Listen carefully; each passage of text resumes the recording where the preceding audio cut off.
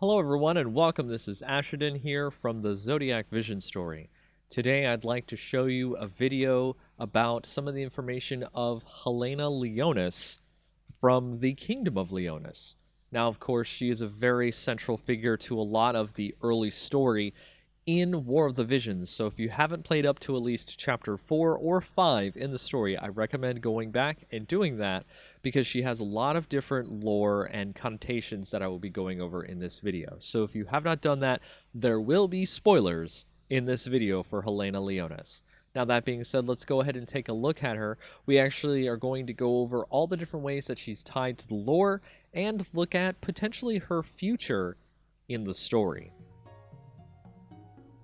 Alright, so of course you can go ahead and take a look here. I've got her up on the screen, and you can see already she's clothed in her regular wear that she has, being the Queen of Leonis. So of course the trademark red hue that is associated with the Kingdom of Leonis.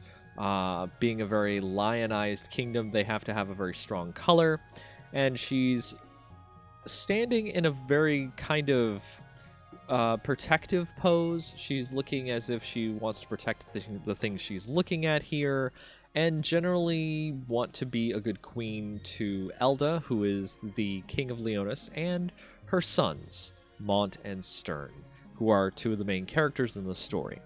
Now, one of the reasons why I wanted to do a video on Helena Leonis is because she's actually a very interesting character in terms of that, of the female characters in the game, she is one of the strongest ones. And that is because she has a very high motivation to keep Stern safe, as Stern is kind of a mama's boy.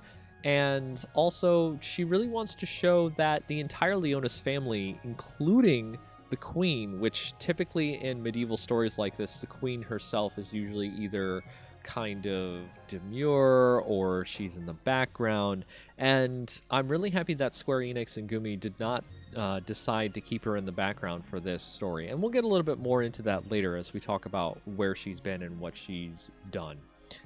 Okay, so go ahead and going back to take a look at her 3D model. We can see here represented in the game she's got a base staff here, which is totally fine, but she's pretty much faithfully rendered to her 2D sprite. I actually really like the fact that the Leonis line typically has some sort of pelted kind of fur on their stuff, and even she has it, which is really cool. She has a very obvious kind of cloak thing going on here, in addition to her robes, basically signifying that she's a mage of some sort, and typically she will be used on people's teams as a healer or otherwise. I do believe she has the green mage, but we'll take a look at her jobs in just a moment, okay?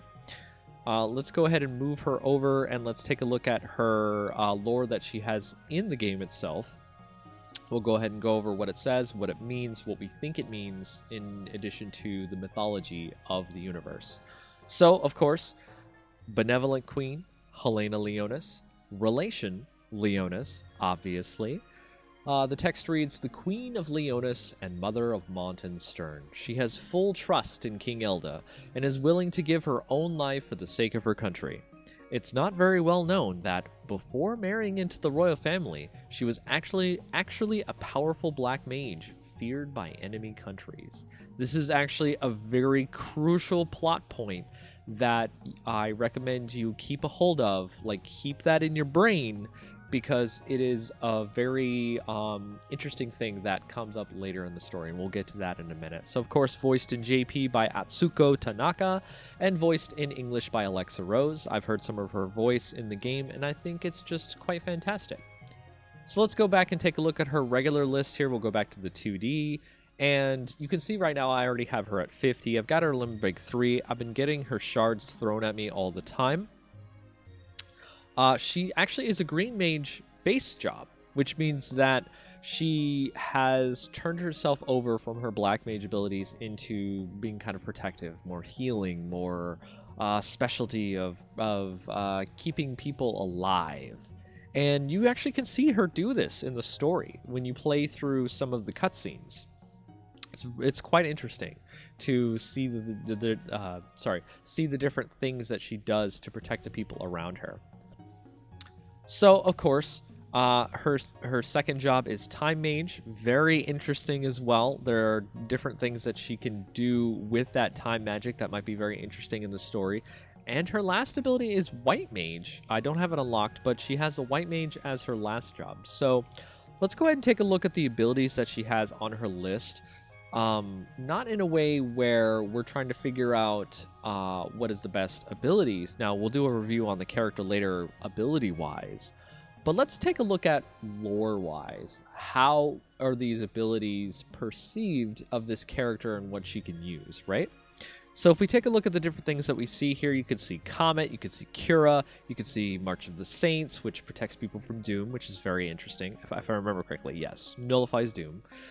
She's got Dispel. She's got Extra Magic Benefit, which is very interesting. Transposition, which is one of the most interesting and unique strategic skills in the game, allows her to switch people with somebody else. So lore-wise, she has a kind of... It definitely feels like she has a backstory that is kind of represented here in the abilities that she can do. It's a little bit more focused toward damage if you want it to be, but also has some of the most strongest spells you would want from a Time Mage, including Haste, which is a lot of people have on their Ayakas. And Float is also a very interesting spell to have too, depending on your challenge in the game. Speed Cast is very interesting, and Quicken is also very interesting. So being a Time Mage, I think, will factor in later, and we'll talk about that as well. So going back to her list, you can see, of course, she's Wind Element. I think that'll be a little bit different later on when she has her things happen in the story. And her Trustmaster is the Guardian Staff. This is the staff that you see in her art. Very interesting. The lore for it is the time-worn staff carried by Queen Helena. It's been handed down through the generations of nobility, together with their dedication to the crown.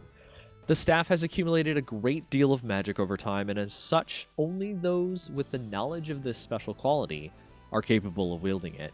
Its immense protective magic can shield the wielder from a variety of attacks. And so you can take a look at it. The stats here give her extra magic, extra crit, extra TP up, so that we can have more ability to cast things faster and stuff like that. Fits into her entire kit very well.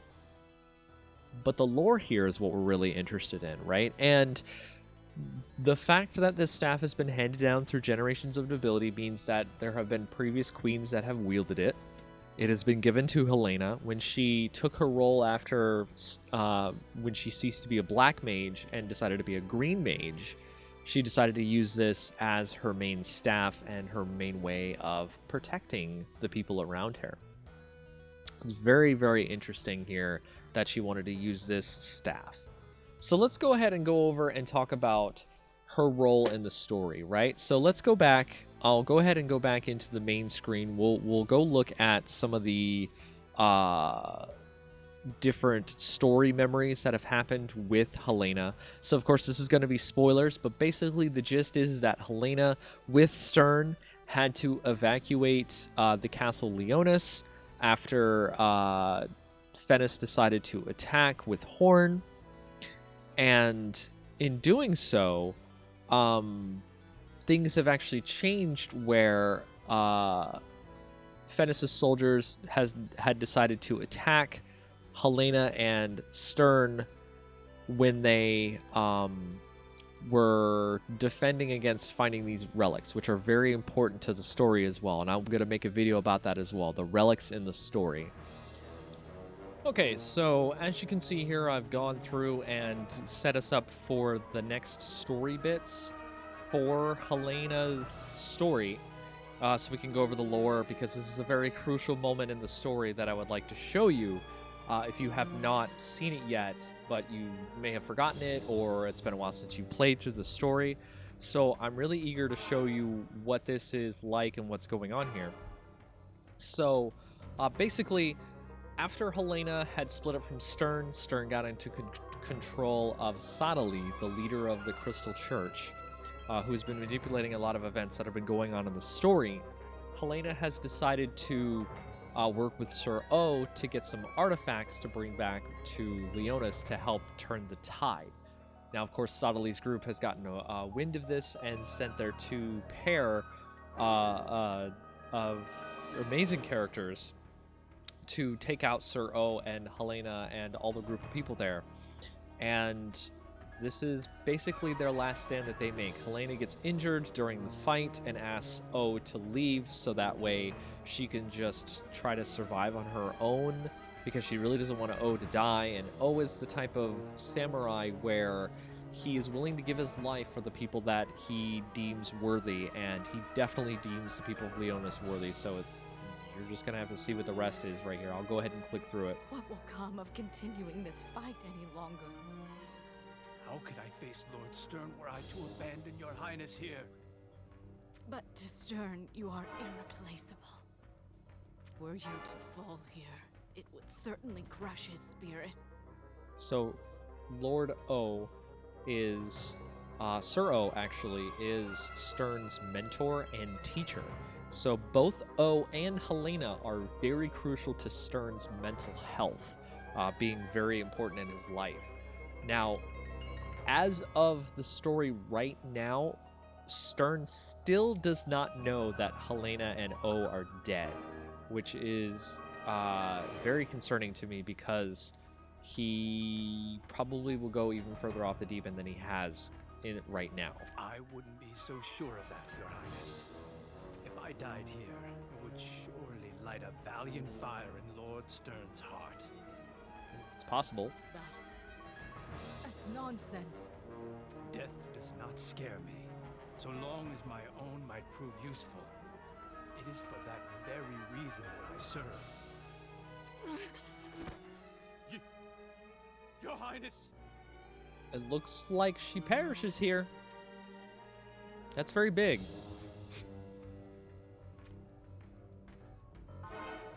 Listen well, soldiers. You are to depart and make way for Wizette at once.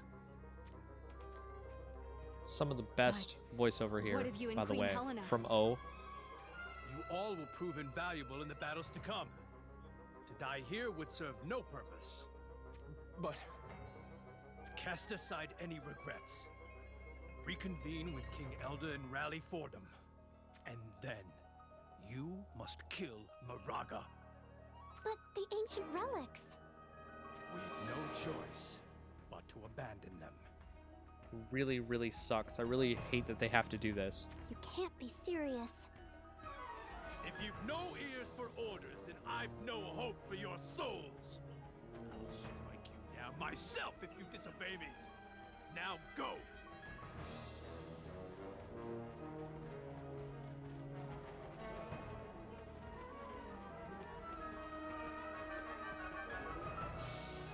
And just what do you hope to achieve by fighting alone? I must apologize in advance. Apologize? For what? Never have I wielded my sword in hatred. Until now. This is the first time I've desired to hear the death cries of my enemies. I admit.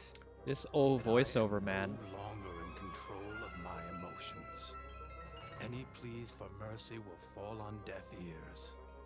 And for that, why you? He is ready to destroy all of them. Let us begin this dance of blades and blood.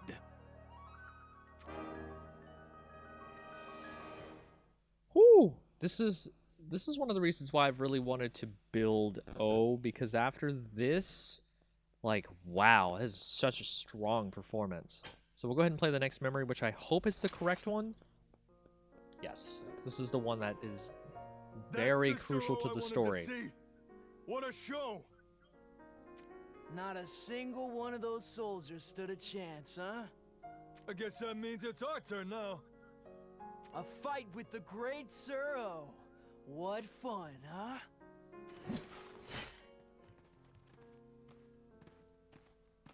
What?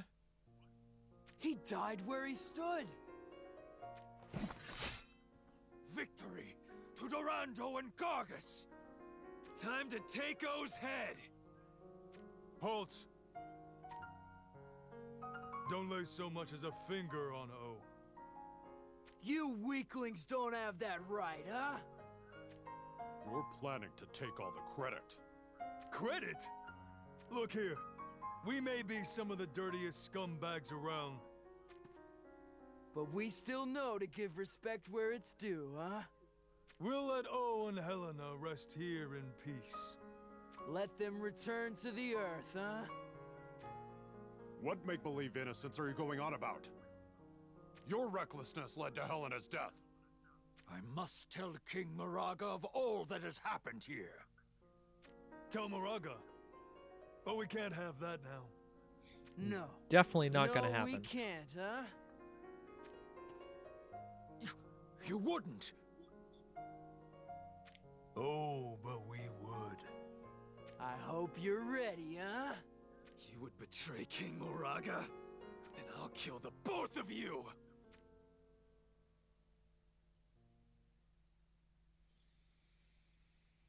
All right, there's one more memory scene.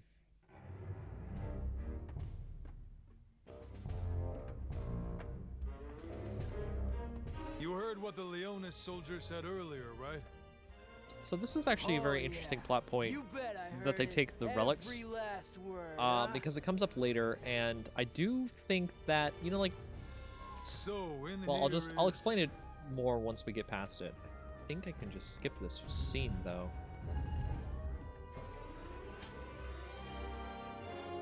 Oh, well. They really are ancient. This should make it. Yeah, let's go ahead and skip past this. What do you think? The answer is You're. he mu-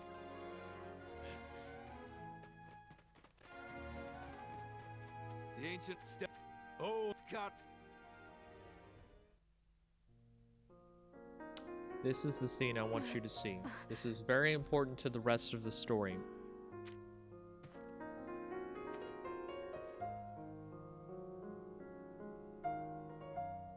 Oh, why must you have died while I survive?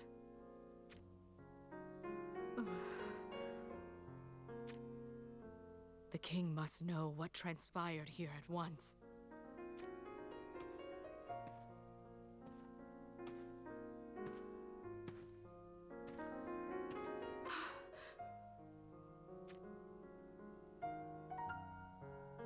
Or no, perhaps not. Durando and Gargus believe me dead. Sodali will no doubt believe their report as well. And if so, there may be a way to use this to our advantage. O's life will not have been spent in vain. The Queen of Leonis is dead, they'll say. Yes, I shall return to who I was before my marriage to King Elda. Back when I was feared as the Black Rose of the battlefield. Their carelessness will become my strength. Both Moraga and Sodali shall fall before me, and Leonis will rise again.